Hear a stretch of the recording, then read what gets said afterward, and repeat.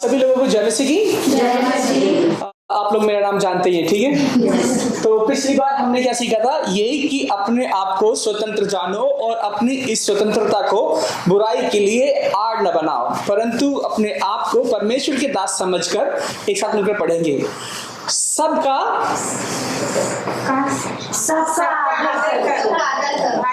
से प्रेम रखो, परमेश्वर से डरो और राजा का सम्मान करो।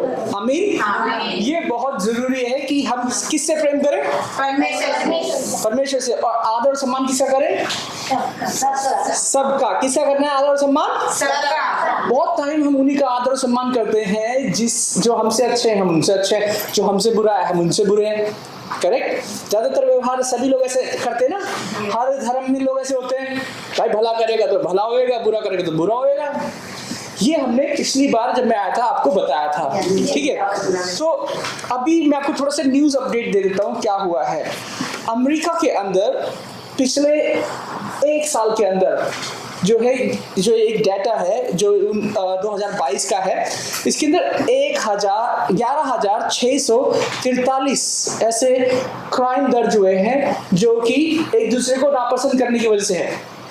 आपका मुझे रंग पसंद नहीं आया, आपका मुझे व्यवहार या चाल चलन पसंद नहीं आया, तो आपको गोली मार दी, यहाँ तक की। तो अमेरिका जैसे विकसित और एक संपन्न देश में ऐसी घटना हो रही है। सोचो, ये सच्ची घटना है। अभी ये जो है हाल फिलहाल में हुआ है, इसका नाम है चार्ली कर्क। अगर आप न्यूज जो देखोगे आप, 31 साल का है, इसके 2 बच्चे हैं, एक ये परमेश्वर को प्रेम करने वाला है और ये सारी यूनिवर्सिटी में जाता है और ये बताता है कि भाई प्रभु से प्रेम करो, पाप से दूर रहो। और इसी सप्ताह जो क्या हुआ कि एक 22 साल के युवक ने इसको गोली मार के हत्या कर दी, जब ये कॉलेज में था। इसका नाम है चार्ली कर्क। और इतनी हैरानी की बात है कि सबने इसके लिए ट्वीट किया, सबने इसके विषय में बातें की। और दूसरी लड़की है, वो यूक्रेन से है, वो रेफ्यूजी थी यूक्रेन से, वो बस में बैठी हुई थी, पीछे से एक व्यक्ति उठा और उसको चाकू मार दिया।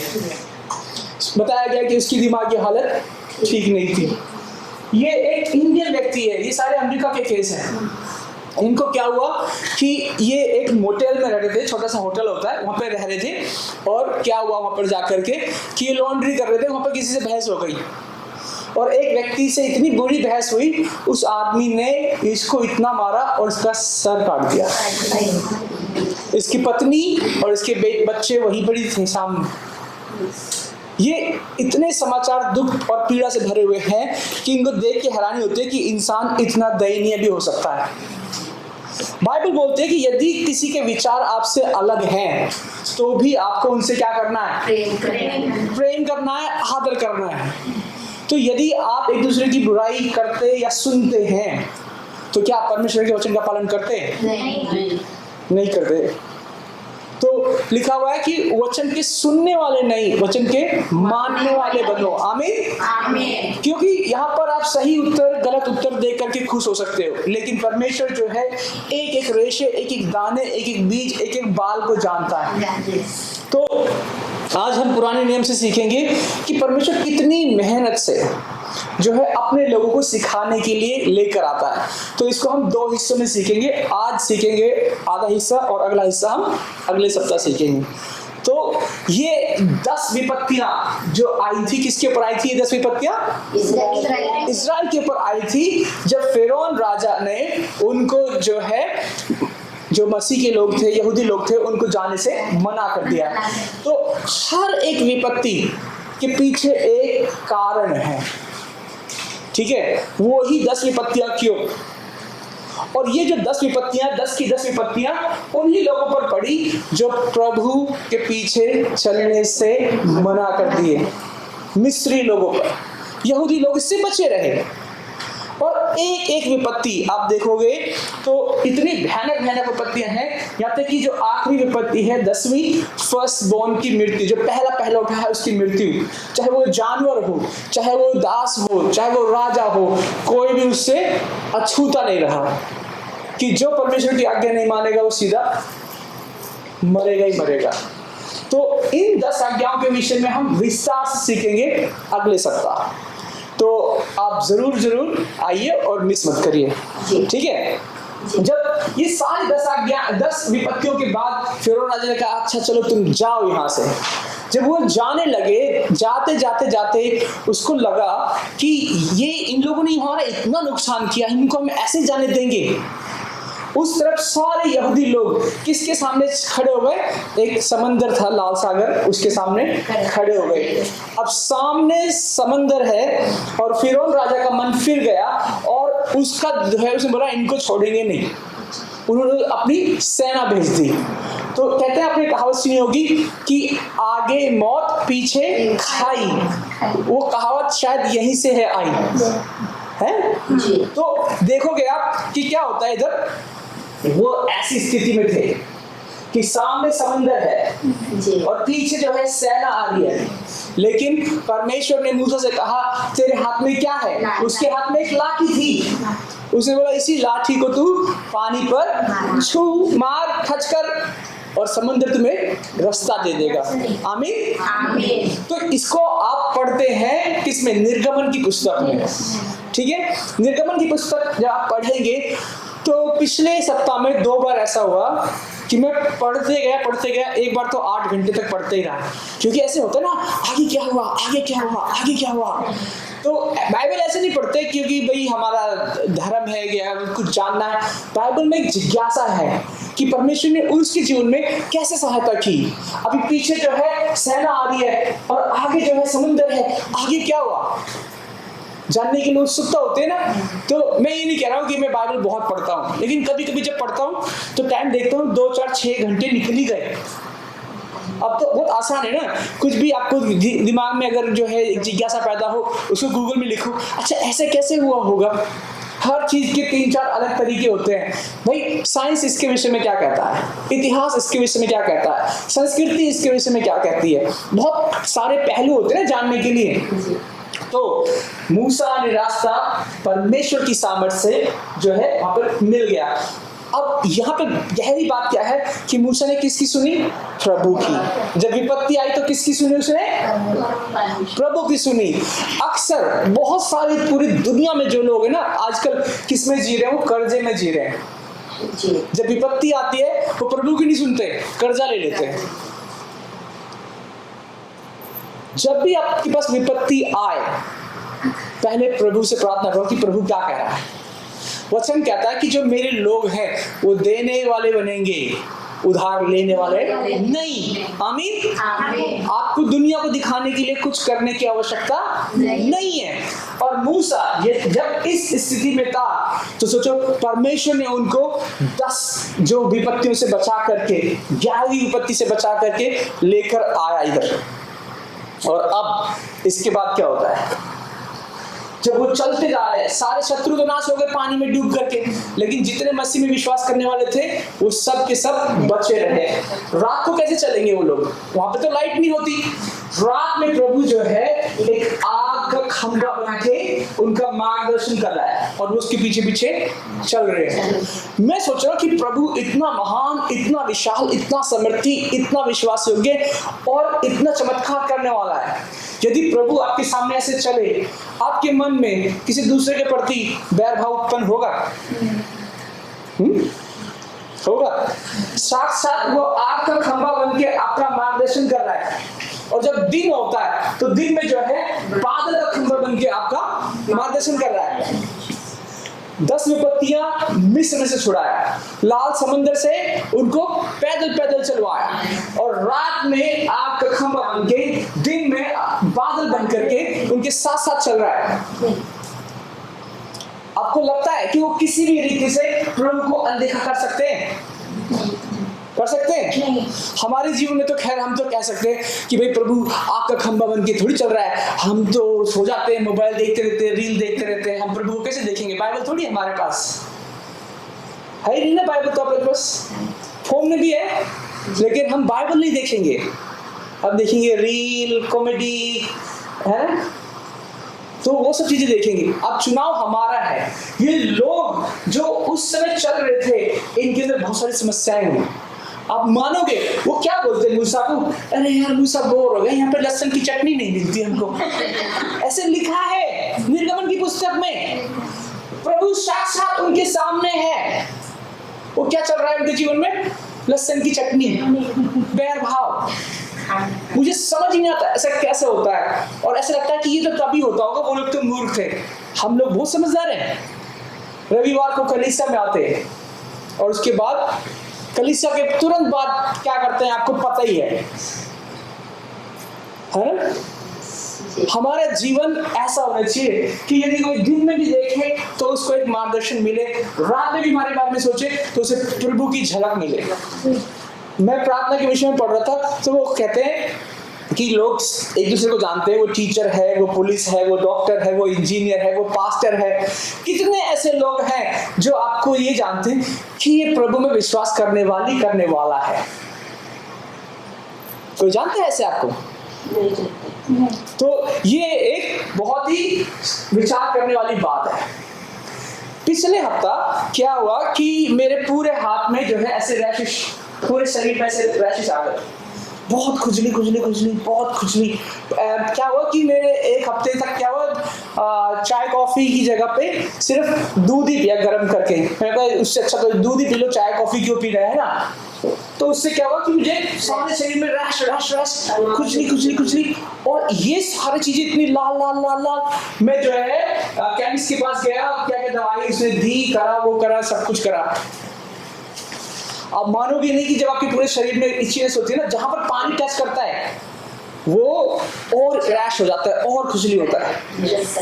तो मुझे लग रहा था कि अयूब का क्या हुआ होगा। मैं तो उसका 0.1%, क्योंकि उसके खुजली के साथ फफोले के अंदर, पानी के अंदर मवाद क्या हो रहा होगा, और तब भी वो परमेश्वर का भय मान रहा है।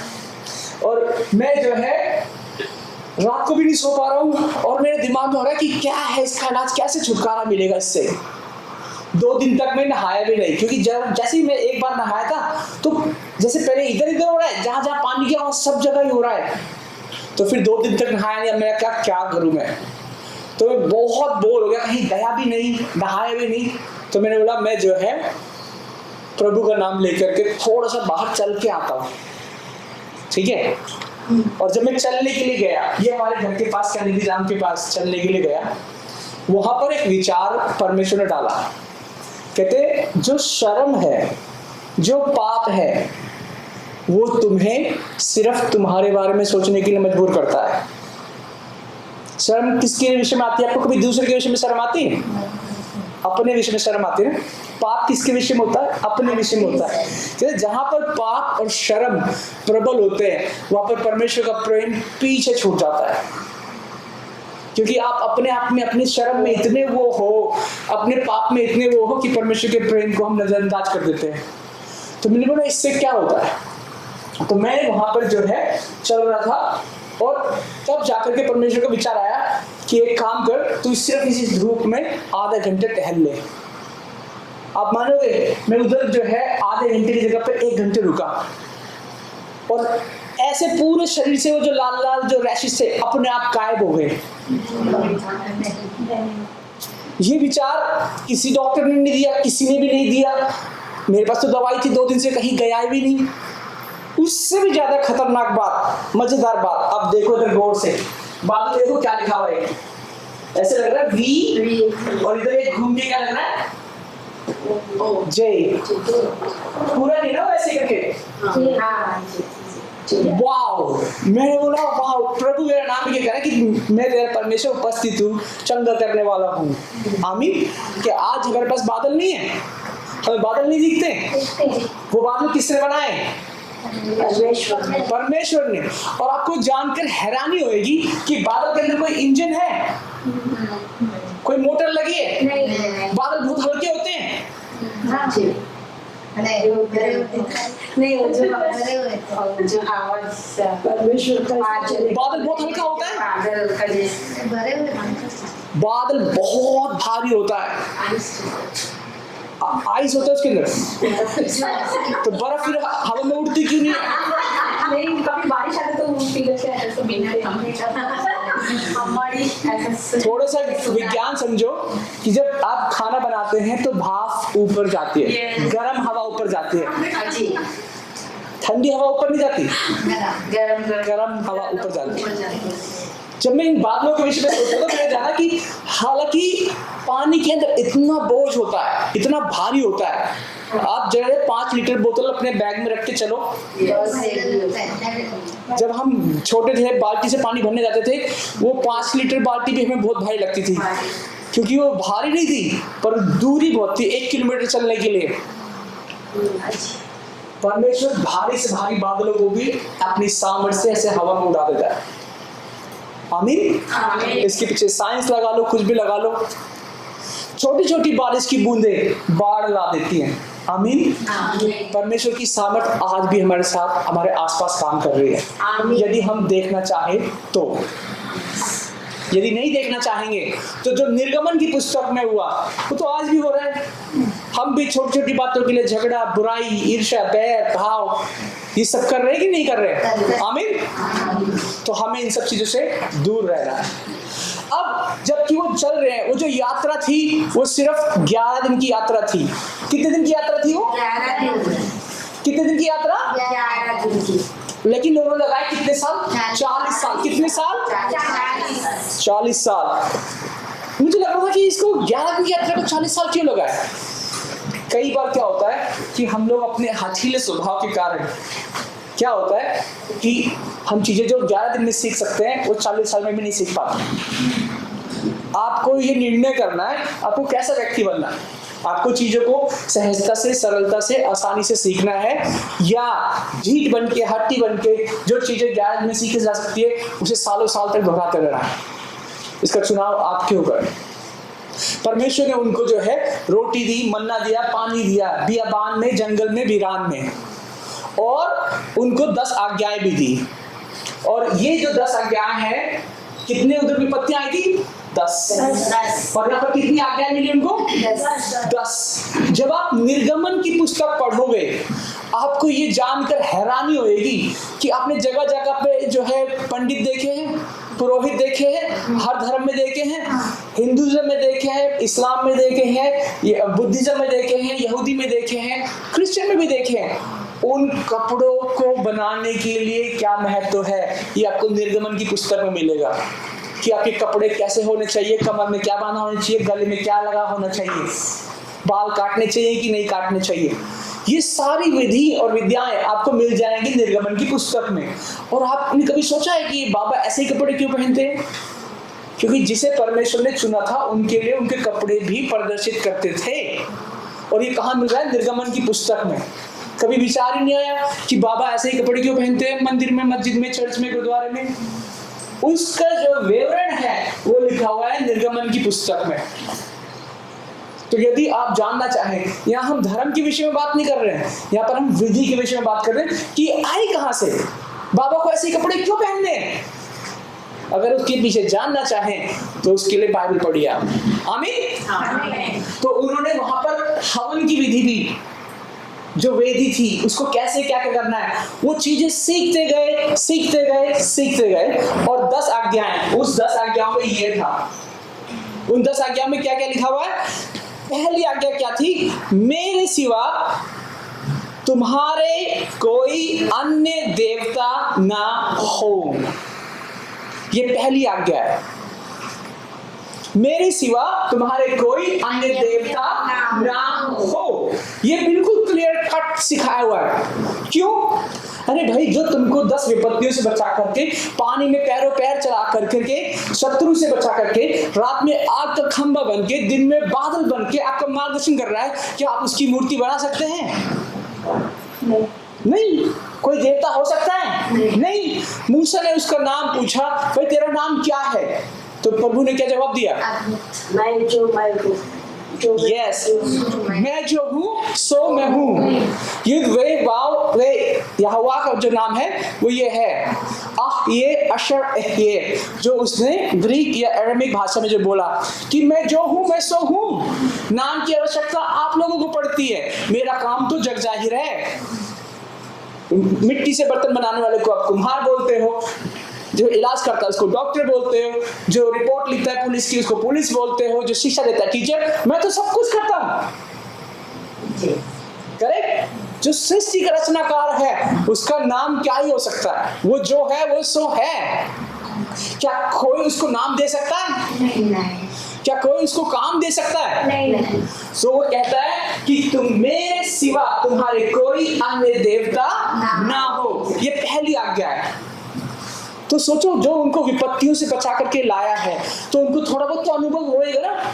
उसी प्रकार दूसरी आज्ञा क्या होती है कि तुम अपने लिए कोई मूर्ति नहीं बनाओगे। और तीसरी आज्ञा क्या है? तुम अपने परमेश्वर यहोवा के नाम का दुरुपयोग नहीं करोगे। आपने सुना होगा, ओह माय गॉड। क्यों? यही तो दुरुपयोग है। आपको फोन आते हैं बैंक लोन के लिए? आते हैं? कैसा लगता है आपको? आप काम कर रहे हैं, फोन बजा और फिर डिस्टर्ब होता है। करेक्ट? परमेश्वर एक माता से अधिक, एक पिता से अधिक प्रेम करने वाला है। आप बोल रहे हो इधर ओ माय गॉड, और वो आपकी तरफ देख रहा है, आप तो बिजी हो पर उसके नाम का दुरुपयोग कर रहे हो। हिंदी में बोलते हैं, हे भगवान। भगवान आपको देख रहा है, आप उसमें इंटरेस्टेड नहीं हो, रुचि नहीं हो। उसमें तीसरी आज्ञा बोलता है कि तुम अपने परमेश्वर यहोवा के नाम का दुरुपयोग नहीं करोगे। व्यर्थ में भी नहीं बोलोगे। और जो लोग गाना गाते हैं, गाना गाने के बाद भूल जाते हैं, वो भी तो दुरुपयोग है परमेश्वर के नाम का।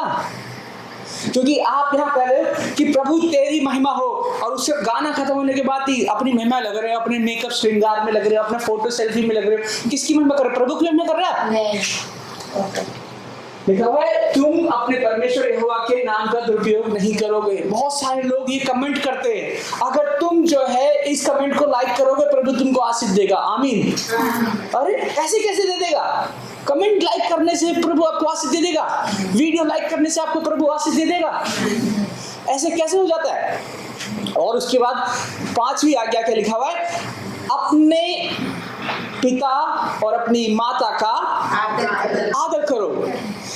पहली चार आज्ञाएं प्रभु के लिए, और पांचवी आज्ञा क्या है? मुश्किल है ये। अपने पिता और अपनी माता का आदर करो। ये सिंपल सी आज्ञा किसी को बताओ, आप धर्म के विषय में बात ही मत करो। क्रिश्चियन कुछ नहीं होता। अगर आप अपनी माँ बाप का आदर नहीं करते हो, प्रभु ही आपको आशीष नहीं देगा, वही आपको नरक भेज देगा। यही तो वचन में लिखा है। निर्गमन की पुस्तक में लिखा हुआ है 20 अध्याय में। याद रखो कौन सी अध्याय में पहुंच गए हम लोग? 20 अध्याय। कौन सी पुस्तक से पढ़ रहे हैं हम? 20वें अध्याय में उनको 10 आज्ञाएं मिल गई। ठीक है, वो चलते जा रहे हैं, प्रभु ने उनको यहाँ पर ये 10 आज्ञाएं दी, और उसको पढ़ने के बाद आज मैं आपको थोड़ा सा विस्तार में बता रहा हूँ। और उसमें क्या लिखा हुआ है कि तुम हत्या नहीं करोगे, तुम व्यभिचार नहीं करोगे। क्या नहीं करोगे? व्यभिचार नहीं करोगे।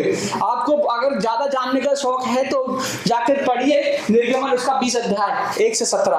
आमीन। आपको किसी विषय वस्तु के लिए जानना है, आपके पास प्रभु है, आपके पास गूगल है, आपके पास प्रार्थना, आपके पास बाइबल है, पढ़ सकते हैं, जान सकते हैं, सीख सकते हैं। आमीन। तो व्यभिचार, यीशु मसीह ने क्या बोला?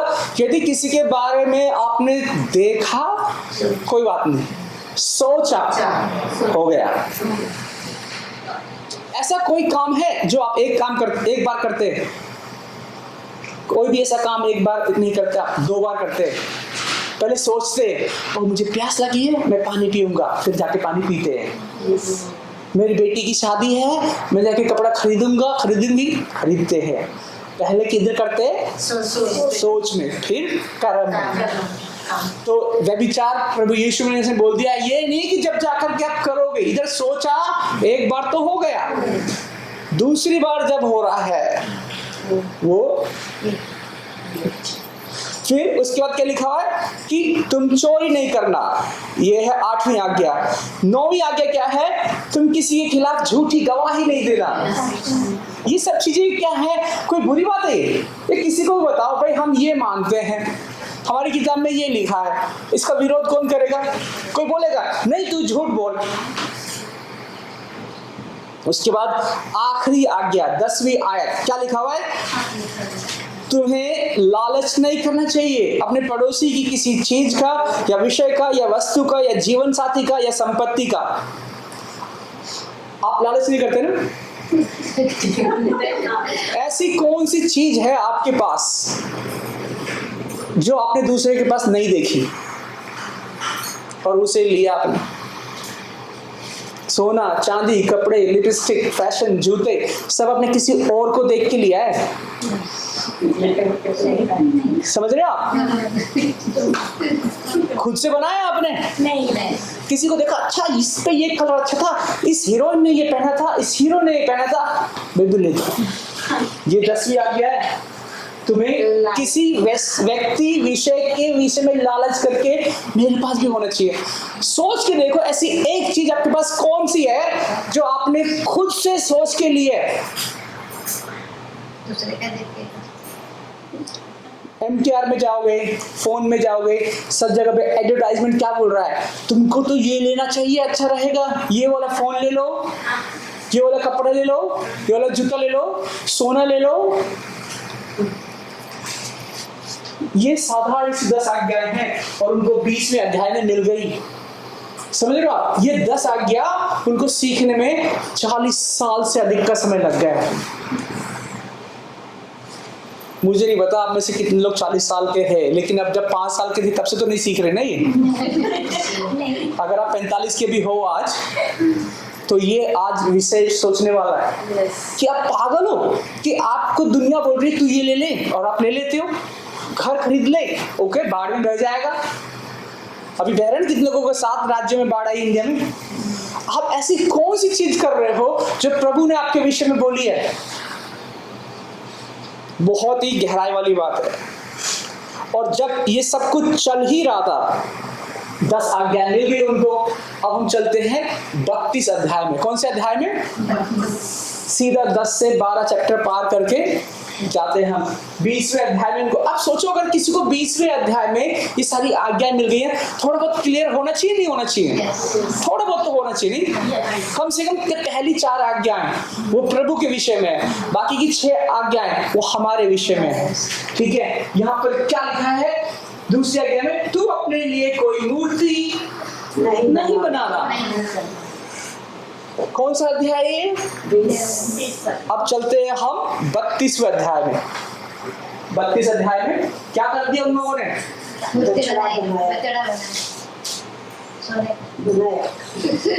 मुझे जान के इतनी हैरानी हुई, मैं पढ़ते इसलिए मुझे 8-9 घंटे लग गए इसको पढ़ते कि ऐसा कैसे हो सकता है। वो रोज ही तो परमेश्वर के तंबू में जाकर के प्रार्थना करते थे। आग का बादल, आग का खंभा उनके साथ जा रहा है। और जैसे ही जो है मूसा गया प्रार्थना करने के लिए, कितने दिन?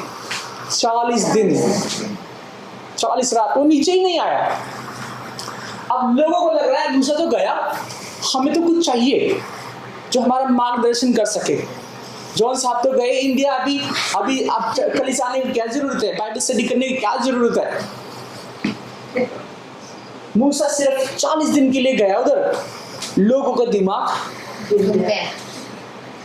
अब मुझे सोच के बताओ आप कि जिन्होंने परमेश्वर के इतने चिन्ह और चमत्कार देखे हैं, जिनके पास 10 आज्ञाएं हैं, 20वें अध्याय में अभी 32वां अध्याय इधर आया है, तो उन्होंने बछड़ा क्यों बनाया?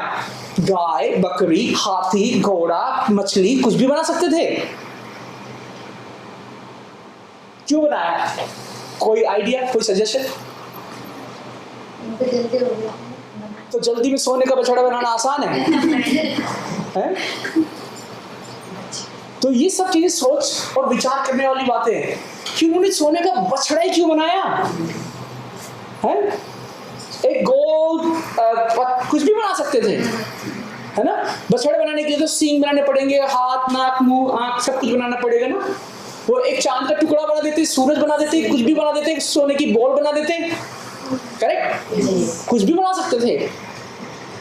यहां पर एक गौर करने वाली बात है कि जब मूसा नहीं आया तो उनके अंदर एक चीज है वो उत्पन्न हुई, वो है अधीरता, असंयम। कि वो तो आया ही नहीं, अब धैर्य नहीं है। जब आपके अंदर धैर्य नहीं है, कोई आपको एक बार उल्टा बोले आप चुप है, 2 बार उल्टा बोले, 3 बार उल्टा बोले, चौथी बार बताओ, तुझे मैं अपना रंग अब दिखाती हूँ। क्योंकि धैर्य नहीं है। तो अगर आप अपना रंग दिखा रहे हो अब, मतलब पहले छुपा रखा था ना, करेक्ट? तो प्रभु की सामर्थ और आत्मा कहाँ है? मतलब कि आपने परमेश्वर का रंग अपने पर चढ़ने दिया ही नहीं, अपना रंग छुपा कर रखा है। उनके अंदर धैर्य ही नहीं है। सिर्फ 40 दिन के लिए जो प्रभु उन्हें कहां से छुड़ा करके, शत्रु के हाथ से छुड़ा करके लेकर आया, पानी से छुड़ा कर लेकर आया, महामारी से छुड़ा कर लेकर आया, और आज मात्र 40 दिन के अंदर उन्होंने सोने का बछड़ा बना दिया। और यहाँ पर मूसा जब वो लौट कर आया आज्ञाएं लेकर, उसको गुस्सा आया, उसने वो आज्ञाएं तोड़ दी। उसको भी गुस्सा आया, कहता है ऐसे लोगों का मैं पालन कर रहा हूँ, ऐसे लोगों की मैं मदद कर रहा हूँ, ऐसे लोगों की मैं अगुवाई कर रहा हूँ। इमेजिन करो, पास्टर जॉन लौट कर आए, इधर आप लोग जो है लाइट डिक चिक लगा के और डीजे का डांस लगा के डांस कर रहे थे। वो बोलेगा कि हमने तो यहाँ प्रार्थना के लिए फेलोशिप हॉल बुक करा है, आप लोगों ने इसको क्लब बना दिया है। वो तो यही कर रहे हैं ना वो लोग, और वो गाना गा रहे हैं कि यही है प्रभु जो हमें छुड़ा कर लेकर आया है, यही है प्रभु जो हमारी अगुवाई करता है, यही है प्रभु जो हमें वाचा के स्थान तक लेके जाएगा, यही है हमारा सोने का बछड़ा। और इसको बोल रहे हैं यही है प्रभु यहोवा। अब जब पढ़ोगे ना आप निर्गमन की पुस्तक में, आपको हैरानी हो जाएगी कि आपको नींद ही नहीं आएगी कि ऐसा कैसे हो सकता है। तो मुझे इसके बारे में जानने के लिए और उत्सुकता हुई कि उन्होंने बछड़ा की क्यों बनाया होगा। इसके लिए मैं बता रहा हूं आपको कि जो आज का ये सरमन है या संदेश है ना, इसको यदि कोई निचोड़ में पढ़े तो सच में उसे 40 साल ही लगेंगे, क्योंकि उसे स्टडी करनी पड़ेगी, पहले बाइबल की, फिर भाषा की, क्योंकि अरेमिक, ग्रीक और कहते हैं ग्रीक, हिब्रू, अरेमिक, 3 भाषा में बाइबल लिखी है। तीनों भाषा को सीखोगे आप, उसके बाद संस्कृति सीखोगे, उसके बाद इतिहास सीखोगे, उसके बाद विज्ञान सीखोगे, कितने साल लग जाएंगे। लेकिन अभी जो है मैंने AI की मदद ली और सब चीजों को निचोड़ सीखने के लिए, लेकिन ऐसे कैसे हुआ होगा, उसका कारण है ये 430 साल तक वो लोग गुलामी में रहे थे, मिस्र की गुलामी में। कितने साल? 430 साल। कोई 430 साल में, मतलब मोटा मोटी आपकी जो है 15-16 पीढ़ियां गुलामी में रही। अगर तो जो 15-16 पीढ़ी के बाद गुलामी में जो संतान पैदा हो रही है, उनको क्या पता आजादी क्या है? हाँ या ना? करेक्ट। 430 साल। अगर आज की डेट में कोई देखना चाहे तो कुछ मिलता है 430 साल के आसपास। जो पंजाबी समुदाय है ना, ये लगभग 500 साल पहले शुरू हुआ है। गुरु नानक जी 500 साल पहले थे, समझ रहे हो आप? तो जो आजकल के जो पंजाबी जनरेशन है, उनको शायद पता ही नहीं होएगा कि पंजाबी कैसे होते होंगे 400 साल पहले। उस समय यहूदी जो 430 साल तक गुलामी में थे मिस्र के अंदर, वहां पर इन्हीं देवताओं की पूजा होती थी, और उस देवता का नाम था देवता एपिस। मिस्र में जो एपिस देवता था, वो बछड़े की अनुसार उसकी पूजा की जाती थी। उसकी जो आकार था, उसका जो आकार था वो बछड़े का आकार था, उसी के मंदिर थे। और उसको क्या बोला जाता था? जो देवता एपिस है, उसको बोला जाता था ये परमेश्वर का अवतार है, और इसका नाम है एपिस। और कौन से परमेश्वर का अवतार है ये? उसका नाम है देवता पटा।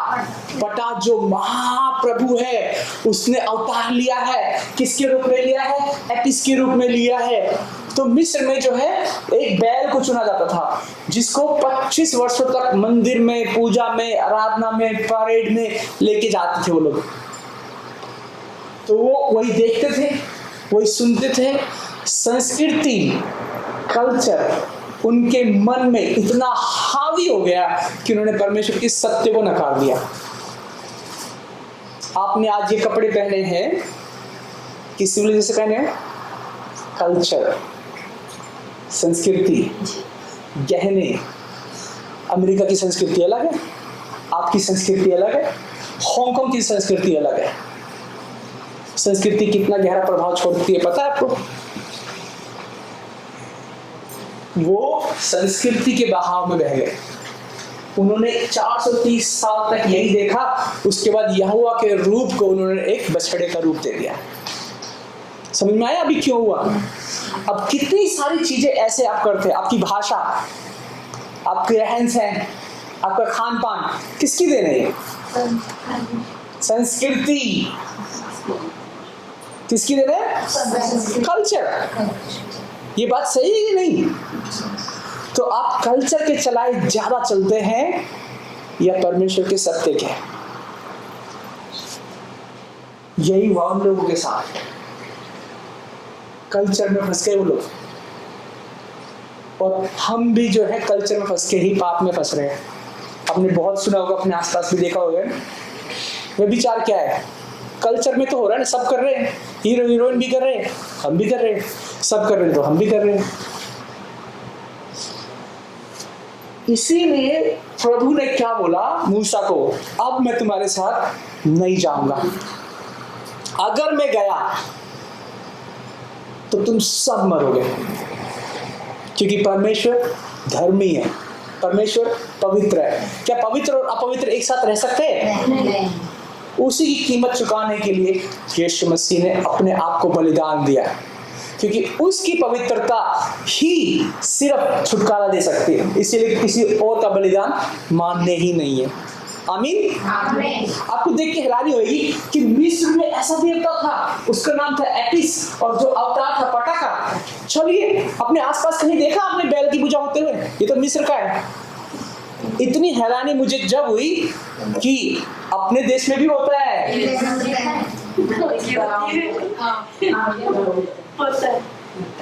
5000 साल पहले जो मिस्र में होता था वो भारत में आज भी होता है।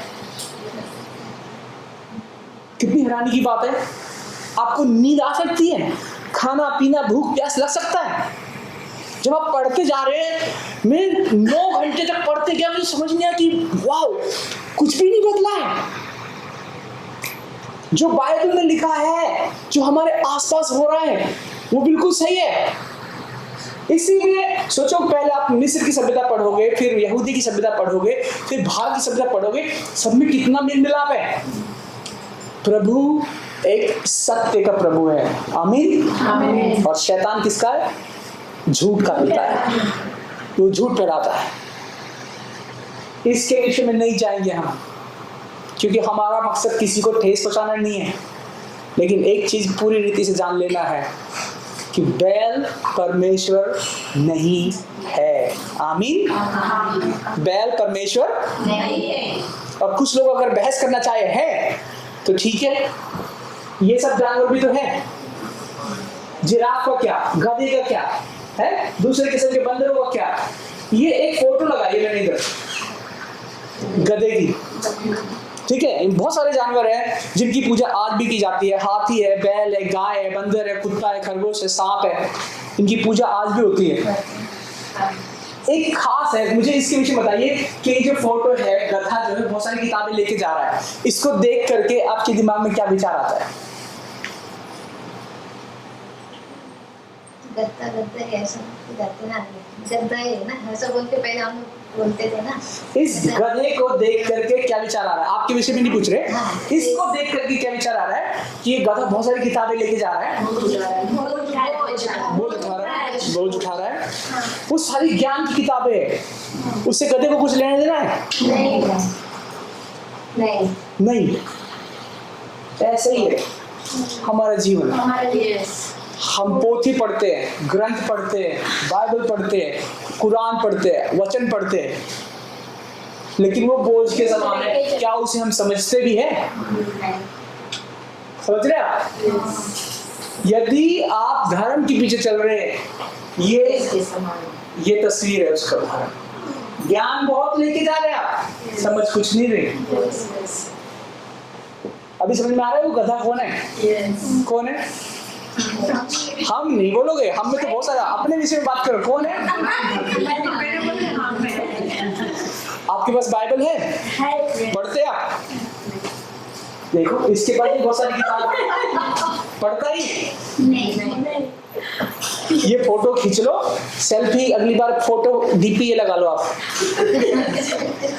कि अगर आपके पास बाइबल है, वचन है, पढ़ते नहीं है, किसका फोटो ये? अगली बार जब शीशे में जाओ तो आपको अपना तस्वीर नहीं दिखना चाहिए। इतना किताब लेकर के पढ़ना है उसको है नहीं। बाइबल हमारे पास आकर के, वचन हमारे पास होकर के हमें पढ़ना ही नहीं है। उसमें हमें क्या अंतर है? वही हाल मिस्र में निर्गमन की पुस्तक में उनके साथ हो रहा था। 20 अध्याय में उनको 10 आज्ञाएं मिल गई, वो परमेश्वर के साथ चल रहे हैं दिन में भी रात में भी, लेकिन पढ़ना और पालन करना उन्होंने छोड़ दिया। लेकिन जब आप ऐसा करते हो तो क्या बच सकते हो आप?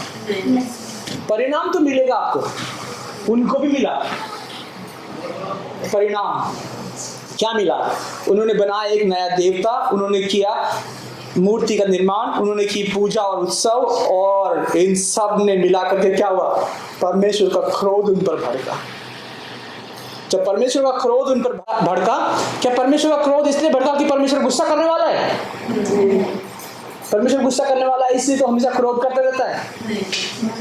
परमेश्वर का क्रोध इसलिए भड़का कि जो लोग हैं वो ढीठ है, जानकर भी जो सत्य है उसके पीछे नहीं चलते, जो उनके आसपास पॉपुलर है, कल्चर है, संस्कृति है, उसके पीछे पालन करते रहते हैं। सत्य से कुछ लेने देना नहीं है। परमेश्वर का क्रोध भड़का ही भड़का, उसके साथ साथ मूसा का भी क्रोध भड़का। और वहां पर एक बहुत खास चीज जो मुझे हैरान कर देने वाली लगती है कि प्रभु ने बोला, अब से मैं तुम्हारे साथ नहीं जाऊंगा, अब जो तुम्हारे साथ जाएगा वो जाएगा मेरा दूत। अपने एक दूत को भेजूंगा, वो तुम्हारे साथ जाएगा, क्योंकि अगर मैं गया तो मैं ही तुम्हारा नाश करने वाला बन जाऊंगा। क्योंकि जो सुन के देख के भी ना माने उसको क्या करोगे आप? आपके बस छोटे बच्चों का अनुभव है ना, कभी चाट लगाया आपने उसको? जब बचपन में मेरी मम्मी बोलती थी, बेटे ये मत काम कर, और फिर कर दिया। फिर तो जब उनके पर नाश आया तो फिर लोगों ने क्या करा? मूसा ने क्या करा? बछड़े का जो सोने का बछड़ा था उसको नाश कराया, उसको जलाया, उसको पीस कर चूरा मिलाया, और बोला उन्हीं लोगों को, जिन लोगों ने बनाया था उनको बोला पियो इस चूरे को। सोचो, ये मूसा का क्रोध। तुमने ही सोने का बनाया, इसको पी लो, तुम ही मरो। उसके बाद जो उसमें लेवी लोग थे, वो बेचारे कहीं कुछ गिने नहीं जाते थे। उन्होंने बोला हम प्रभु के पीछे चलेंगे, और जितने लोगों ने उस सोने के बछड़े को बनाने में सहयोग दिया था, 3000 लोगों को उसी दिन मार दिया, उनको जान से मार दिया 3000 लोगों को। और उसके बाद परमेश्वर ने लोगों पर सजा के तौर पर एक महामारी भेजी। ये गौर करने वाली बात है, क्योंकि जब मेरे पूरे शरीर पर ना पूरे भी रैशेस आए तो मुझे समझ में आया कि जब हम परमेश्वर की आज्ञा नहीं मानते, जानते हुए भी परमेश्वर का क्रोध हम पर भड़कता है। अनजाने में जो हुआ सो हुआ, लेकिन आप सुन के भी नहीं मानोगे तो परमेश्वर का क्रोध भड़केगा। इसमें मैंने एक चीज की कि मैं परमेश्वर के सम्मुख गया, अपने पाप अपने अंगीकार करा, क्षमा मांगी, परमेश्वर ने मुझे चंगा किया। आमीन। परमेश्वर क्षमा करने वाला, चंगा करने वाला, एक और मौका देने वाला प्रभु है, क्योंकि वो जीवित प्रभु है। वो कोई मूर्ति नहीं है कि आंखें हैं पर देखते नहीं, कान है पर सुनते नहीं, हाथ है पर मदद के लिए आगे बढ़ते नहीं, पांव है पर चलते नहीं। वो जीवित प्रभु है। और जब ये सब चल ही रहा था तो यहाँ पर एक चीज सामने आती है कि उन्होंने अधीरता से अपने धर्म और विश्वास का त्याग कर दिया। उन्होंने मूर्ति पूजा का प्रभाव ये हुआ कि जो जीवित प्रभु था उसको एक मृत में ढाल दिया, और आधुनिक रूप से इस कहानी का प्रयोग ईश्वर के स्थान पर किसी वस्तु या लक्ष्य जैसे धन, शक्ति या प्रसिद्धि की पूजा करने के रूप में भी किया जा सकता है। आज हम क्या सच में प्रभु के पीछे चल रहे हैं? कोई थोड़ा सा पैसा देगा, ओवर टाइम करेगा तो आप कलीसिया मिस कर देंगे। थोड़ा फेसबुक में और लाइक आएगा और फोटो डालेंगे। प्रसिद्धि, शक्ति, कोई डर दिखा दे आपको कि तुमको ये करना ही है तो बोलो मैं आपका पूरा आदर करता हूँ, आपको कोई बैर भाव करने का या नीचे दिखाने का कोई नहीं है, परंतु मेरे से ये करना दूर रहे। गली में एक जो है एक दोस्त ने ऑफिस खोला है, और फिर पानी की तरह लोग बियर पी रहे हैं। बोल रहे आप पी लो। वहाँ पे सिर्फ खड़े होके मेरे को चक्कर आने लगे कि कैसे ये लोग पीते हैं पानी की तरह बियर। बोले नहीं धन्यवाद। क्योंकि तुम पीते नहीं हो क्यों? बोला नहीं मुझे कोई शौक नहीं है। तो बोले क्यों? पहले पी के तो देखो तभी तो पता चलेगा अच्छा है कि बुरा है। मैं कहा इसके लिए समुद्र का पानी खारा है, इसके लिए आपको पूरा समुद्र नहीं पीना। उसके अंदर झाग आ रहा है, समुद्र में पानी में नमक बन रहा है, दिख रहा है, पता नहीं है हमको। तुम लोग बियर पी के ऐसे ऐसे सीधे खड़े नहीं हो पा रहे हो, इधर उधर गिर रहे हो, मुझे पीना जरूरी है? शैतान आपको उकसाता है, करके तो देख तभी तो पता लगेगा अच्छा है कि बुरा है। और उन्होंने जब ये करा, क्योंकि जो प्रसिद्ध है, जो पॉपुलर है, जो धन की लालच, इसका लालच। और आपको एक और खास बात हैरानी होगी, मुझे 9 घंटे क्यों लगे इसको पढ़ने में? इस्लाम में भी तो इसका विवरण है, कुरान में। बाइबल में जिसने बछड़ा बनाया वो था मूसा का अपना भाई, उसका नाम क्या था? हारून। लेकिन कुरान में क्या लिखा हुआ है? जिसने बछड़ा बनाया उसका नाम था समीरी। अलग कैसे हो गया भाई? बाइबल के अंदर एक खास बात है ये कि वो किसी का भी सम्मान नहीं करती, सिर्फ परमेश्वर का सम्मान करती है। किसी का नाम छुपाती नहीं है। गलत किया तो गलत किया, चाहे वो दाऊद हो या एरोन हो या कोई भी हो। यहाँ पर क्या हुआ, उसका नाम ही बदल दिया कि भाई मूसा का भाई एरोन थोड़ी ना गलती कर सकता है, क्यों नहीं कर सकता। तो ये एक बहुत सारी चीजें पढ़ने और जानने के विषय में है। जिसको जानने का शौक होगा वो एक वैज्ञानिक सोच से वो सब कुछ पढ़ेगा। या साधारण रीति से मुझे प्रभु ने बोला है कि ये नहीं करना तो नहीं करना, मुझे नहीं समझ में आता ज्यादा कुछ, लेकिन मैं परमेश्वर का सच्चे दिल से पालन तो कर सकता हूँ। आमीन। उसके बाद जब आप 33 अध्याय में जाते हो, आप यहाँ पर आपको ये जानकर हैरानी होगी, आपने घूंघट करते हुए देखा किसी को? घूंघट कौन करता है? औरत करती है कि आदमी करता है? यहाँ पर धर्म को मत लेकर आओ, औरत करती है ना। किस लिए करती है घूंघट? इज्जत देने के लिए या मुंह छुपाने के लिए? आपको ये सिर्फ संस्कृति और सोच है। आपको ये जानकर भी हैरानी होगी कि घूंघट निर्गमन की पुस्तक में आपको मिल जाएगा, जब उसके 33 अध्याय में, ठीक है, 7 से 11। जब मूसा परमेश्वर के तंबू में जाता था प्रार्थना करने के लिए, और जब वो लौट कर आता था उसके मुंह से तेज निकलता था, और वो घूंघट करके ही आता था। इतनी चमक थी उसके चेहरे पे, इतनी आभा थी कि लोग उसका चेहरा भी नहीं देख सकते थे। तो वो मूसा आदमी होकर के भी घूंघट करके आता है। समझ में आ रहा है आपको? संस्कृति आपके दिमाग में कितना काम कर रही है, कल्चर, कि सत्य और इतिहास से कुछ लेने देने ही नहीं है। घूंघट मतलब रिस्पेक्ट, घूंघट मतलब छुपाना होता है अपने से बड़ों से अपना चेहरा, ये वो। या इस्लाम में कहते हैं कि अपना जो चेहरा है वो सिर्फ पिता या पति ही को दिखा सकते हैं, ठीक है। यहाँ पर मूसा घूंघट तक करता था, क्योंकि जब वो आता था तो उसके चेहरे पे तेज होता था। ये आप पढ़ सकते हैं। आप यहाँ पर लिखा हुआ है कि मिलाप वाले तंबू के अंदर प्रभु मूसा से आमने सामने बातें करते, जैसे कोई अपने मित्र से बातें करता हो। परमेश्वर एक दोस्त की तरह बातें करता है, और जब उसके अंदर इतना तेज है, किससे बात करके? प्रभु से बात करके। आपको चाहिए अपने चेहरे पे चमक, यहाँ पे एलोवेरा क्रीम, फेस मास्क, ये फेशियल पार्लर, थ्रेडिंग, उसके लिए नहीं है। आप प्रभु से जब आप बात करेंगे ना, प्रार्थना करेंगे, आपके मुंह पे तेज आएगा, और इतना तेज आएगा कि कोई आपको देख भी नहीं सकता। आमीन। ये मूसा करता था। अभी लोग एंटी एजिंग क्रीम, ये ओपन होल्स एंड ये क्लोज होल्स, और ये कितने लाखों करोड़ों अरबों का बिजनेस है। आपको चमक चाहिए, परमेश्वर की उपस्थिति में जाइए। आमीन। कितनी भी आयु कुछ भी क्यों ना हो। उसके बाद जब आप यहाँ पर आगे बढ़ते हैं, एक दिन मूसा ने प्रभु से कहा कि आप मुझसे कहते हो कि इन लोगों को वादा किए हुए देश में ले जाओ, लेकिन आपने मुझे ये नहीं बताया कि आप मेरे साथ किसे भेजेंगे।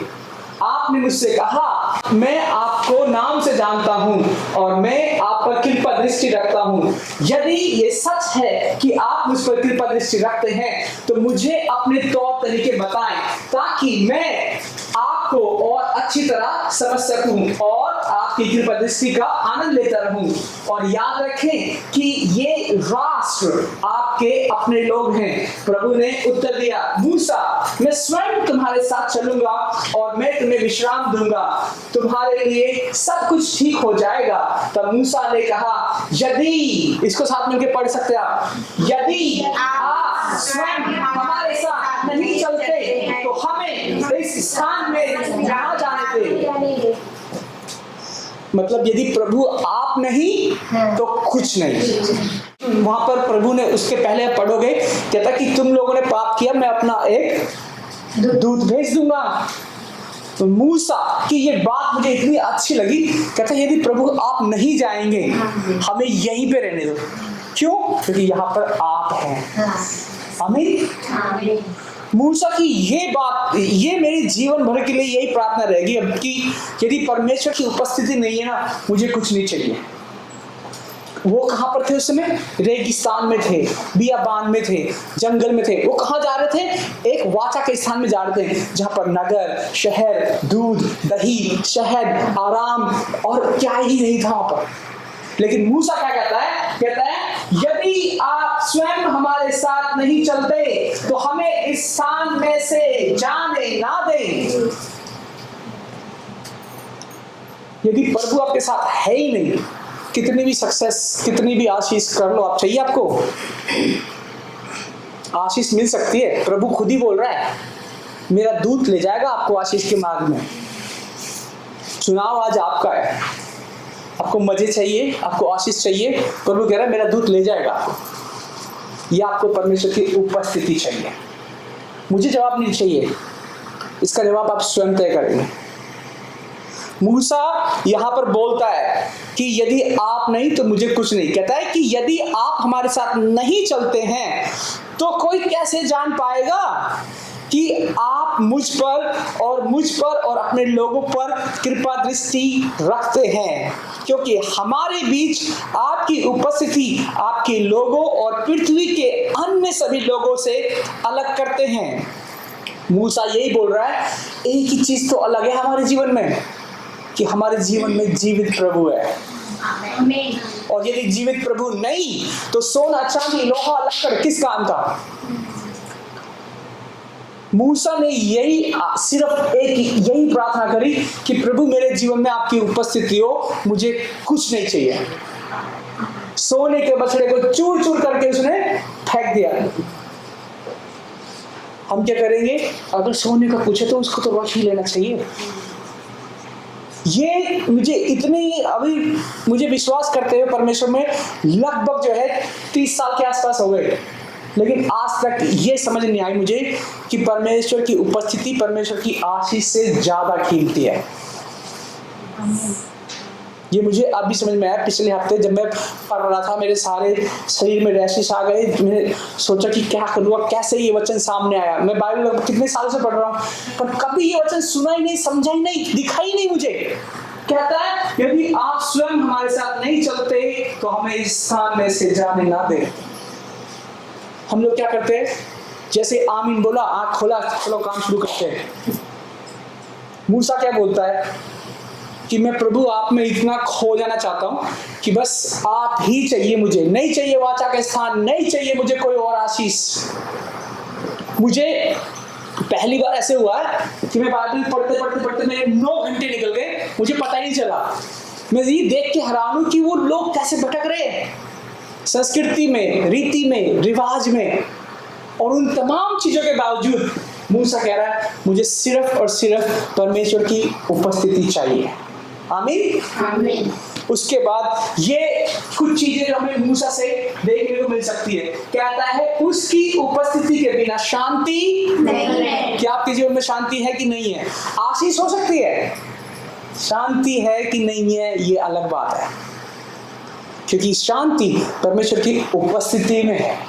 क्योंकि आपको पता है कि कठिन समय है, विपरीत समय है, बीमारी का समय है, मुश्किल घड़ी है, लेकिन प्रभु मेरे साथ है, तो मेरा मन शांत है। आमीन।